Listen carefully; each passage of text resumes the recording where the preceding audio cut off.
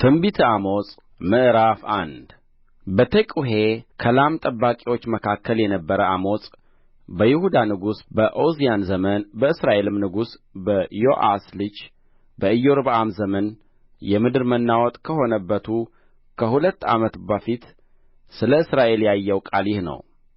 እንዲህም አለ። እግዚአብሔር በጽዮን ሆኖ ድምፁን ከፍ አድርጎ ይጮኻል፣ በኢየሩሳሌምም ሆኖ ቃሉን ይሰጣል።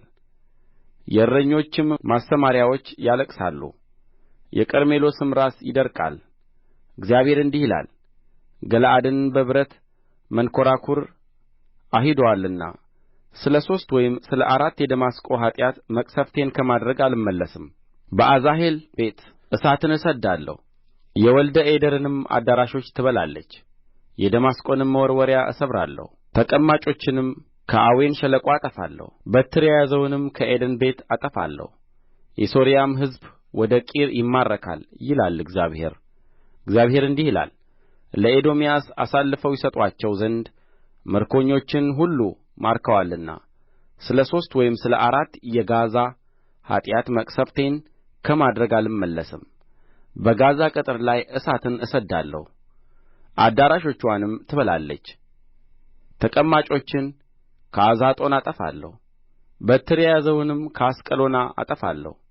እጄንም ከአቃሮን ላይ እመልሳለሁ፣ ከፍልስጥኤማውያንም የቀሩት ይጠፋሉ ይላል ጌታ እግዚአብሔር። እግዚአብሔር እንዲህ ይላል፣ ምርኮኞችን ሁሉ ለኤዶምያስ አሳልፈው ሰጥተዋልና የወንድሞችንም ቃል ኪዳን አላሰቡምና ስለ ሦስት ወይም ስለ አራት የጢሮስ ኃጢአት መቅሠፍቴን ከማድረግ አልመለስም። በጢሮስ ቅጥር ላይ እሳትን እሰድዳለሁ፣ አዳራሾችዋንም ትበላለች። እግዚአብሔር እንዲህ ይላል፣ ወንድሙን በሰይፍ አሳድዶታልና ርኅራኄንም ሁሉ ጥሎአልና ቍጣውም ሁልጊዜ ቀድዶአልና መዓቱንም ለዘላለም ጠብቆአልና ስለ ሦስት ወይም ስለ አራት የኤዶምያስ ኃጢአት መቅሠፍቴን ከማድረግ አልመለስም። በቴማን ላይ እሳትን እሰድዳለሁ፣ የባሶራንም አዳራሾች ትበላለች። እግዚአብሔር እንዲህ ይላል፣ ዳርቻቸውን ያሰፉ ዘንድ የገለዓድን እርጕዞች ቀድደዋልና ስለ ሦስት ወይም ስለ አራት የአሞን ልጆች ኃጢአት መቅሠፍቴን ከማድረግ አልመለስም። በረባት ቅጥር ላይ እሳትን አነድዳለሁ፣ በሰልፍም ቀን በጩኸት በዐውሎ ነፋስም ቀን በሁከት አዳራሾችዋን ትበላለች። ንጉሣቸውም ከአለቆቹ ጋር በአንድነት ይማረካል ይላል እግዚአብሔር። ትንቢተ አሞጽ ምዕራፍ ሁለት እግዚአብሔር እንዲህ ይላል፣ የኤዶምያስን ንጉሥ አጥንት አመድ እስኪሆን ድረስ አቃጥሎታልና ስለ ሦስት ወይም ስለ አራት የሞዓብ ኃጢአት መቅሠፍቴን ከማድረግ አልመለስም። በሞዓብ ላይ እሳትን እሰድዳለሁ፣ የቂርዮትንም አዳራሾች ትበላለች። ሞዓብም በውካታና በጩኸት በመለከትም ድምፅ ይሞታል። ፈራጅንም ከመካከልዋ አጠፋለሁ፣ ከእርሱም ጋር አለቆችዋን ሁሉ እገድላለሁ ይላል እግዚአብሔር። እግዚአብሔር እንዲህ ይላል፣ የእግዚአብሔርን ሕግ ጥለዋልና ትእዛዙንም አልጠበቁምና አባቶቻቸውም የተከተሉት ሐሰታቸው አስቶአቸዋልና ስለ ሦስት ወይም ስለ አራት የይሁዳ ኃጢአት መቅሠፍቴን ከማድረግ አልመለስም። በይሁዳ ላይ እሳትን እሰድዳለሁ፣ የኢየሩሳሌምንም አዳራሾች ትበላለች። እግዚአብሔር እንዲህ ይላል፣ ጻድቁን ስለ ብር ችግረኛውንም ስለ አንድ ጥንድ ጫማ ሽጠውታልና ስለ ሦስት ወይም ስለ አራት የእስራኤል ኃጢአት መቅሠፍቴን ከማድረግ አልመለስም። የድሆችን ራስ በምድር ትቢያ ላይ ይረግጣሉ፣ የትሑታንንም መንገድ ያጣምማሉ። ቅዱሱንም ስሜን ያረክሱ ዘንድ አባትና ልጅ ወደ አንዲት ሴት ይገባሉ። በመሠዊያውም ሁሉ አጠገብ ለመያዣነት በተወሰደው ልብስ ላይ ይተኛሉ። በአምላካቸውም ቤት ውስጥ በካሣ የተወሰደውን ወይን ጠጅ ይጠጣሉ። እኔ ግን ቁመቱ እንደ ዝግባ ቁመት ብርታቱም እንደ ኮምበል ዛፍ የነበረውን አሞራዊውን ከፊታቸው አጠፋሁ። ፍሬውንም ከላዩ ሥሩንም ከታቹ አጠፋሁ። የአሞራዊውንም ምድር ትወርሱ ዘንድ ከግብጽ ምድር አወጣኋችሁ። በምድረ በዳም 40 ዓመት መራኋችሁ። ከወንድ ልጆቻችሁም ነቢያትን ከጐበዞቻችሁም ናዝራውያንን አስነሣሁ። እናንተ የእስራኤል ልጆች ሆይ ይህ እንደዚህ አይደለምን? ይላል እግዚአብሔር። እናንተ ግን ናዝራውያኑን የወይን ጠጅ አጠጣችኋቸው። ነቢያቱንም ትንቢትን አትናገሩ ብላችሁ አዘዛችኋቸው። እነሆ ነዶ የተሞላች ሰረገላ እንደምትደቀድቅ እንዲሁ እደቀድቃችኋለሁ። ከርዋጪም ሽሽት ይጠፋል፣ ብርቱም በብርታቱ አይበረታም፣ ኃያሉም ነፍሱን አያድንም። ቀስተኛውም አይቆምም፣ ፈጣኑም አያድንም፣ ፈረሰኛውም ነፍሱን አያድንም። በኃያላኑም መካከል ልበ ሙሉው በዚያ ቀን ዕራቁቱን ሆኖ ይሸሻል ይላል እግዚአብሔር። ትንቢተ አሞጽ ምዕራፍ 3 የእስራኤል ልጆች ሆይ እግዚአብሔር በእናንተ ከግብጽ ምድር ባወጣሁት ወገን ሁሉ ላይ የተናገረውን ይህን ቃል ስሙ። እንዲህም ብሎአል። እኔ ከምድር ወገን ሁሉ እናንተን ብቻችሁን አውቄአችኋለሁ። ስለዚህ ስለ ኃጢአታችሁ ሁሉ እበቀላችኋለሁ። በውኑ ሁለት ሰዎች ሳይስማሙ በአንድነት ይሄዳሉን? ወይስ አንበሳ የሚነጥቀው ነገር ሳያገኝ በጫካ ውስጥ ያገሣልን? ወይስ የአንበሳ ደቦል አንዳች ሳይዝ በመደቡ ሆኖ ይጮኻልን? ወይስ ወፍ አጥማጅ ከሌለው በምድር ላይ በወጥመድ ይያዛልን? ወይስ ወስፈንጠር አንዳች ሳይዝ ከምድር ይፈነጠራልን? ወይስ በከተማ ውስጥ መለከት ሲነፋ ሕዝቡ አይፈራምን? ወይስ ክፉ ነገር በከተማ ላይ የመጣ እንደ ሆነ ያደረገው እግዚአብሔር አይደለምን? በእውነት ጌታ እግዚአብሔር ምሥጢሩን ለባሪያዎቹ ለነቢያት ካልነገረ በቀር ምንም አያደርግም። አንበሳው አገሣ፣ የማይፈራ ማን ነው? ጌታ እግዚአብሔር ተናገረ፣ ትንቢት የማይናገር ማን ነው? በአዛጦን አዳራሾችና በግብጽ ምድር አዳራሾች አውሩና በሰማርያ ተራሮች ላይ ተሰብሰቡ። በውስጥዋም የሆነውን ታላቁን ውካታ በመካከልዋም ያለውን ግፍ ተመልከቱ በሉ። ግፍንና ቅሚያን በአዳራሾቻቸው የሚያከማቹት ቅን ነገርን ያደርጉ ዘንድ አያውቁም ይላል እግዚአብሔር። ስለዚህ ጌታ እግዚአብሔር እንዲህ ይላል፣ በምድሪቱ ዙሪያ ጠላት ይመጣል፣ ብርታትሽንም ከአንቺ ያወርዳል፣ አዳራሾችሽም ይበዘበዛሉ። እግዚአብሔር እንዲህ ይላል፣ እረኛ ከአንበሳ አፍ ሁለት እግርን ወይም የጆሮን ጫፍ እንደሚያድን እንዲሁ በሰማርያ በአልጋ ማዕዘን በደማስቆ በምንጣፍ ላይ የተቀመጡት የእስራኤል ልጆች ይድናሉ። ስሙ በያዕቆብም ቤት ላይ መስክሩ ይላል የሠራዊት አምላክ ጌታ እግዚአብሔር። እስራኤልን ስለ ኃጢአቱ በምበቀልበት ቀን የቤቴልን መሠዊያዎች ደግሞ እበቀላለሁ። የመሠዊያው ቀንዶች ይሰበራሉ፣ ወደ ምድርም ይወድቃሉ። የክረምቱንና የበጋውን ቤት እመታለሁ፣ በዝሆንም ጥርስ የተለበጡት ቤቶች ይጠፋሉ፣ ታላላቆችም ቤቶች ይፈርሳሉ ይላል እግዚአብሔር። ትንቢተ አሞጽ ምዕራፍ 4 በሰማርያ ተራራ የምትኖሩ ድሆችንም የምትበድሉ ችግረኞችንም የምታስጨንቁ ጌቶቻቸውንም አምጡ እንጠጣ የምትሉ እናንተ የባሳን ላሞች ሆይ ይህን ቃል ስሙ። ጌታ እግዚአብሔር እናንተን በሰልፍ ዕቃ ቅሬታችሁንም በመቃጥን የሚወስዱበት ቀን እነሆ በላያችሁ ይመጣል ብሎ በቅዱስነቱ ምሎአል። እያንዳንዳችሁ በየፊታችሁ በተነደለ ስፍራ ትወጣላችሁ፣ በሬማንም ትጣላላችሁ ይላል እግዚአብሔር። የእስራኤል ልጆች ሆይ ይህን ወድዳችኋልና ወደ ቤቴል ኑና ኃጢአትን ሥሩ፣ ወደ ጌልገላ ኑና ኃጢአትን አብዙ። በየማለዳውም መሥዋዕታችሁን በየሦስተኛውም ቀን አሥራታችሁን አቅርቡ። እርሾ ካለበትም የምስጋናውን መሥዋዕት አቅርቡ። በፈቃዳችሁም የምታቀርቡትን አውጁና አውሩ ይላል ጌታ እግዚአብሔር። በከተማችሁ ሁሉ ጥርስን ማጥራት በስፍራችሁም ሁሉ እንጀራን ማጣት ሰጠኋችሁ፣ እናንተ ግን ወደ እኔ አልተመለሳችሁም ይላል እግዚአብሔር። መከር ሳይደርስ ገና ከሦስት ወር በፊት ዝናብ ከለከልኋችሁ። በአንድም ከተማ ላይ አዘነብሁ፣ በሌላውም ከተማ ላይ እንዳይዘንብ አደረግሁ። በአንድ ወገን ዘነበ፣ ያልዘነበበትም ወገን ደረቀ። የሁለት ወይም የሦስት ከተሞች ሰዎች ወደ አንዲት ከተማ ውኃ ይጠጡ ዘንድ ሄዱ፣ ነገር ግን አልረኩም። እናንተ ግን ወደ እኔ አልተመለሳችሁም ይላል እግዚአብሔር። በዋግና በአረማሞ መታኋችሁ፣ የአትክልቶቻችሁንም ብዛት ወይኖቻችሁንም በለሶቻችሁንም ወይራዎቻችሁንም ተምች በልቶአል። እናንተ ግን ወደ እኔ አልተመለሳችሁም ይላል እግዚአብሔር። በግብጽ እንደ ነበረው ቸነፈር ሰደድሁባችሁ፣ ጐበዛዝቶቻችሁን በሰይፍ ገደልሁ፣ ፈረሶቻችሁንም አስማረክሁ። የሰፈራችሁንም ግማት ወደ አፍንጫችሁ አወጣሁ፣ እናንተ ግን ወደ እኔ አልተመለሳችሁም ይላል እግዚአብሔር። ሰዶምንና ገሞራን እግዚአብሔር እንደ ገለበጣቸው እንዲሁ ገለበጥኋችሁ። እናንተም ከእሳት ውስጥ እንደ ተነጠቀ ትንታግ ሆናችሁ፣ ነገር ግን ወደ እኔ አልተመለሳችሁም ይላል እግዚአብሔር። ስለዚህ እስራኤል ሆይ እንደዚህ አደርግብሃለሁ። እስራኤልም ሆይ እንደዚህ ስለማደርግብህ አምላክህን ለመገናኘት ተዘጋጅ። እነሆ ተራሮችን የሠራ ነፋስንም የፈጠረ የልቡንም አሳብ ለሰው የሚነግር ንጋትን ጨለማ የሚያደርግ በምድርም ከፍታዎች ላይ የሚረግጥ ስሙ የሠራዊት አምላክ እግዚአብሔር ነው። ትንቢተ አሞጽ ምዕራፍ 5 የእስራኤል ቤት ሆይ በእናንተ ላይ ለሙሾ የሚነሣውን ይህን ቃል ስሙ። የእስራኤል ድንግል ወደቀች፣ ከእንግዲህም ወዲህ አትነሣም። በምድርዋ ላይ ተጣለች፣ የሚያስነሣትም የለም። ጌታ እግዚአብሔርም እንዲህ ይላልና ሺህ ከሚወጣባት ከተማ 100 ይቀርላታል፣ 100ም ከሚወጣባት ከተማ ለእስራኤል ቤት 10 ይቀርላታል። እግዚአብሔርም ለእስራኤል ቤት እንዲህ ይላልና እኔን ፈልጉ በሕይወትም ትኖራላችሁ።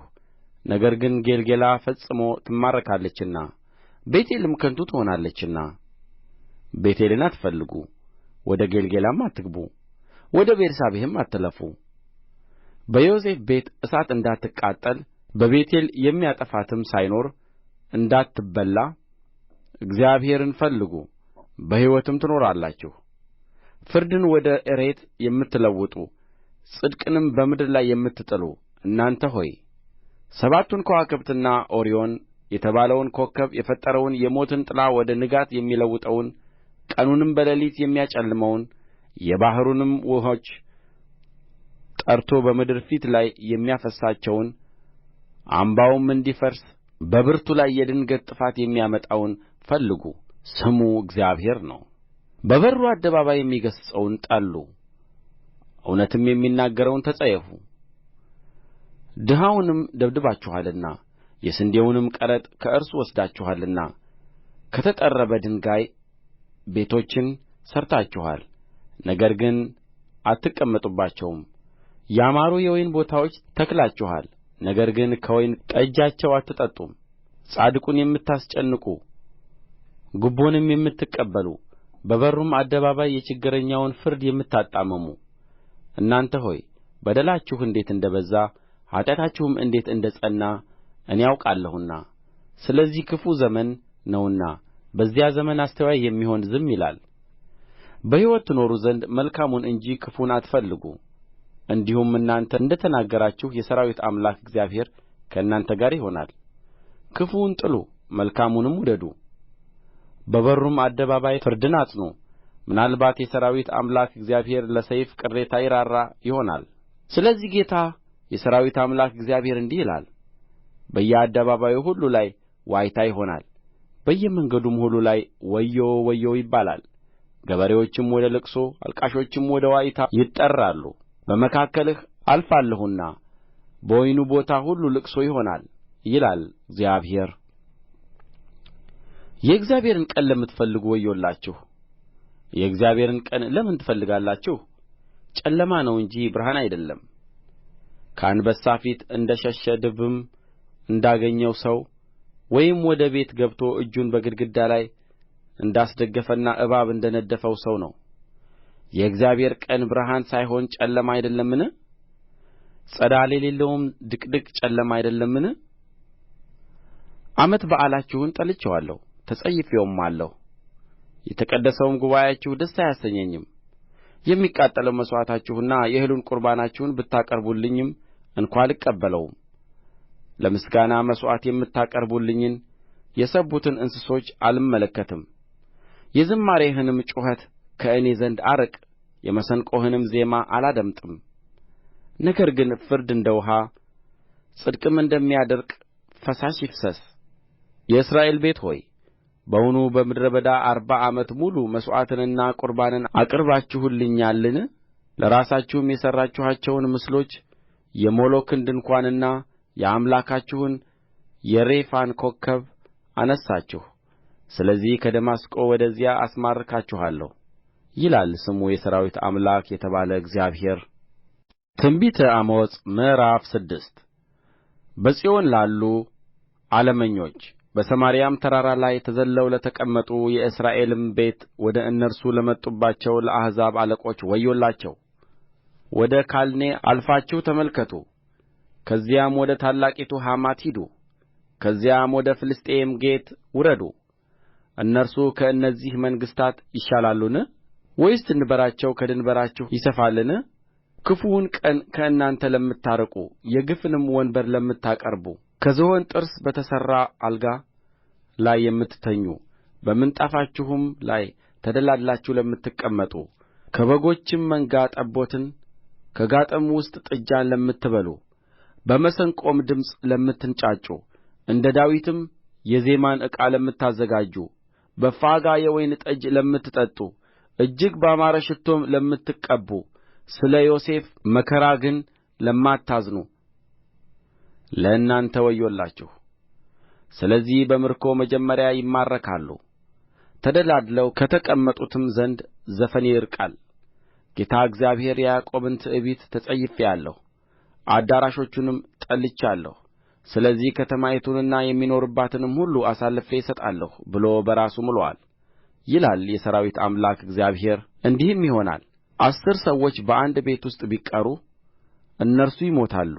አጥንቱንም ከቤቱ ያወጡ ዘንድ የሰው ዘመድና አቃጣዩ ባነሡት ጊዜ በቤቱም ውስጥ ያለውን እስከ አሁን ድረስ ገና ሰው በአንተ ዘንድ አለን ባለው ጊዜ እርሱም ማንም የለም ባለ ጊዜ ያን ጊዜ የእግዚአብሔርን ስም እንጠራ ዘንድ አይገባንምና ዝም በል ይለዋል።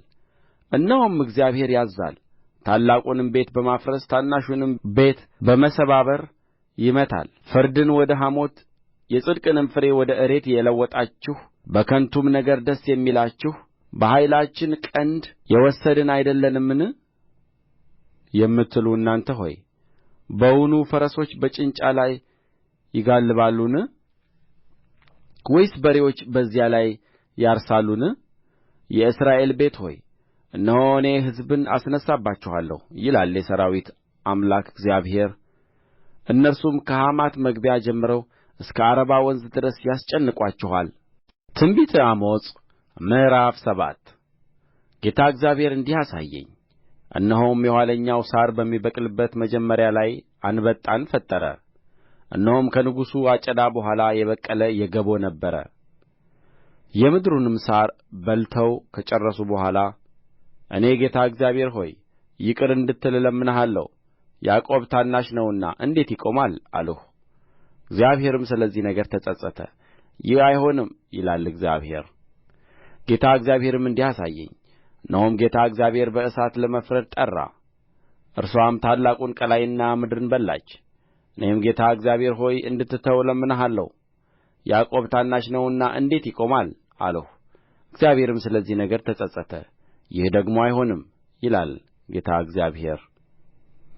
እንዲህም አሳየኝ። እነሆም ጌታ ቱንቢውን ይዞ በቱንቢ በተሠራ ቅጥር ላይ ቆሞ ነበር። እግዚአብሔርም አሞጽ ሆይ የምታየው ምንድር ነው አለኝ። እኔም ቱንቢ ነው አልሁ። ጌታም እነሆ በሕዝቤ በእስራኤል መካከል ቱንቢ አደርጋለሁ፣ ከእንግዲህም ወዲህ ደግሞ አላልፋቸውም። የይስሐቅም የኮረብታው መስገጃዎች ይፈርሳሉ፣ የእስራኤልም መቅደሶች ባድማ ይሆናሉ። በኢዮርብዓምም ቤት ላይ በሰይፍ እነሣለሁ አለ።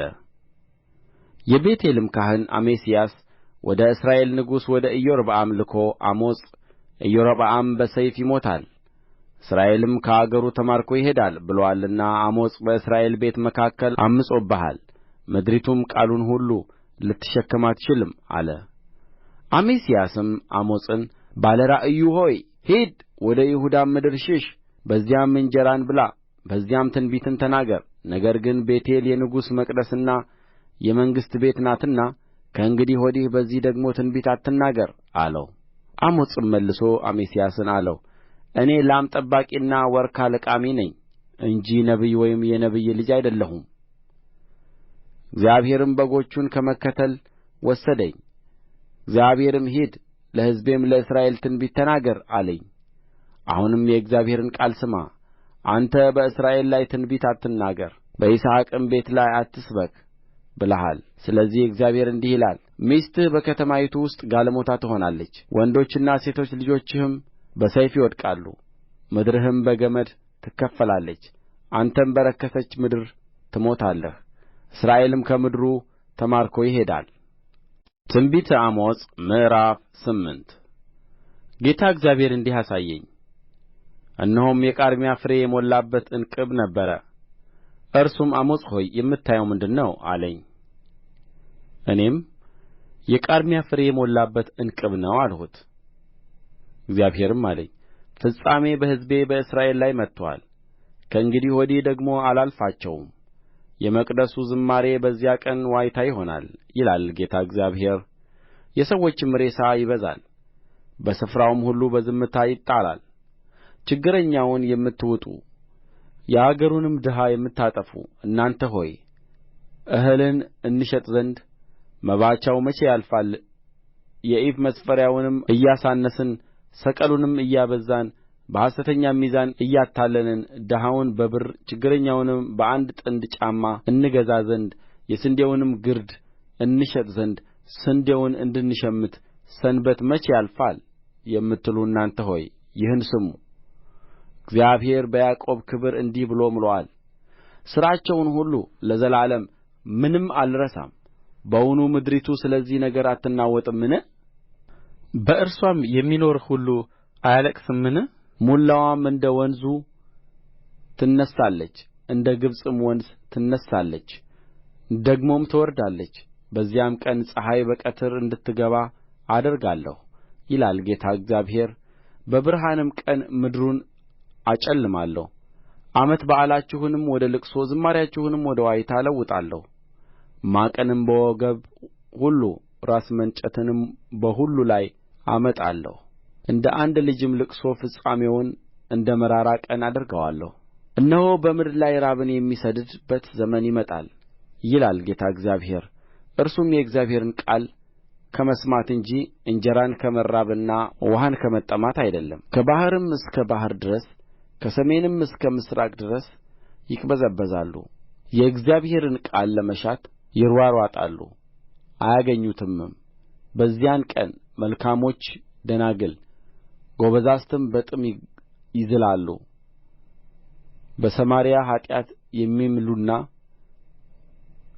ዳን ሆይ ሕያው አምላክህን ደግሞ ሕያው የቤርሳቤህን መንገድ ብለው የሚሉ እነርሱ ይወድቃሉ ደግሞም አይነሡም ትንቢተ አሞጽ ምዕራፍ 9 ጌታን በመሠዊያው አጠገብ ቆሞ አየሁት እርሱም እንዲህ አለ መድረኮቹ ይናወጡ ዘንድ ጕልላቶቹን ምታ በራሳቸውም ሁሉ ላይ ሰባብራቸው እኔም ከእነርሱ የቀሩትን በሰይፍ እገድላለሁ የሚሸሽ አያመልጥም የሚያመልጥም አይድንም ወደ ሲኦል ቢወርዱ እጄ ከዚያ ታወጣቸዋለች ወደ ሰማይም ቢወጡ ከዚያ አወርዳቸዋለሁ በቀርሜሎስም ራስ ውስጥ ቢሸሸጉ ፈልጌ ከዚያ አወጣቸዋለሁ በጥልቅ ባሕርም ውስጥ ከዓይኔ ቢደበቁ ከዚያ እባቡን አዝዛለሁ እርሱም ይነድፋቸዋል በጠላቶቻቸውም ፊት ተማርከው ቢሄዱ ከዚያ ሰይፍን አዝዛለሁ እርሱም ይገድላቸዋል ዓይኔንም በእነርሱ ላይ ለክፋት እንጂ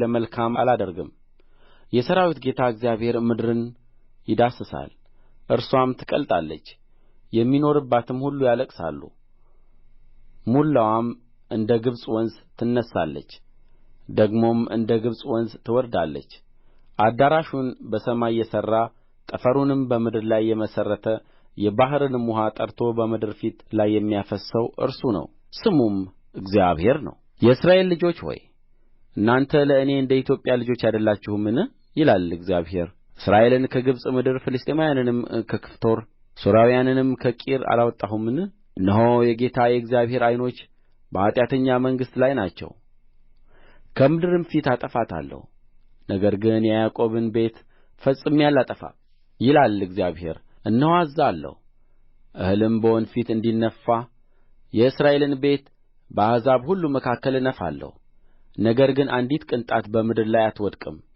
ክፉ ነገር አይደርስብንም አያገኘንምም የሚሉ የሕዝቤ ኃጢአተኞች ሁሉ በሰይፍ ይሞታሉ።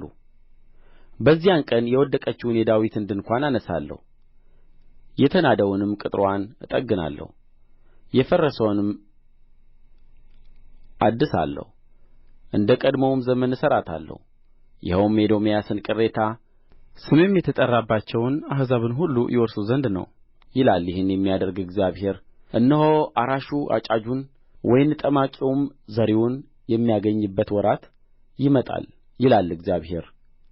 ተራሮችም በተሀውን የወይን ጠጅ ያንጠባጥባሉ፣ ኮረብቶችም ሁሉ ይቀልጣሉ። የሕዝቤን የእስራኤልን ምርኮ እመልሳለሁ፣ የፈረሱትንም ከተሞች ሠርተው ይቀመጡባቸዋል። ወይኑንም ይተክላሉ፣ የወይን ጠጁንም ይጠጣሉ፣ አትክልትንም ያበጃሉ፣ ፍሬውንም ይበላሉ። በምድራቸውም እተክላቸዋለሁ፣ ከእንግዲህም ወዲህ ከሰጠኋቸው ከምድራቸው አይነቀሉም ይላል አምላክህ እግዚአብሔር።